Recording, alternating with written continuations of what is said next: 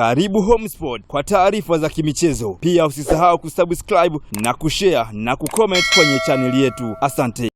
Ni aibu taasisi kama ya Simba uwe na mzabuni kama huyu anachangisha hela, au anachangisha hela ufidia au watu waliowapeleka kuuza jezi.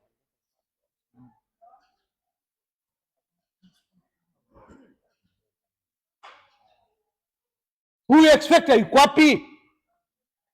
Yuko wapi expector? Sasa watu wanadai hela zao warudishiwe, hizo 5,500 za juu, na sivyo wanaenda mahakamani. Alafu bado mimi pia umenidanganya.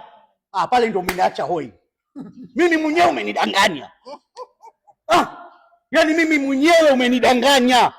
Siku ile nakuja kwako, kuna mwandishi huko hapo, Jerry kwa wapi?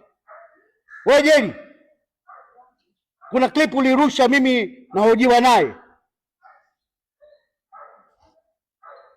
na amenieleza kwenye hiyo clip maksudi nimeongea naye na kakiri kwamba tarehe 15 anafungua duka ya vifaa vya Simba. Kikwapi? Tarehe 15 kimefunguliwa.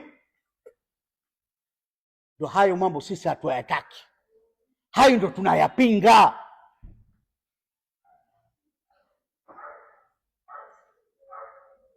Katika kama alivyosema mwenyekiti wa Chui, tawi la Chui, kwamba Vunja Bei na Sunderland walikuwa hawana mambo hayo, mbona tulienda nao vizuri? Leo machawa wote wa Mangungu uko nao wewe.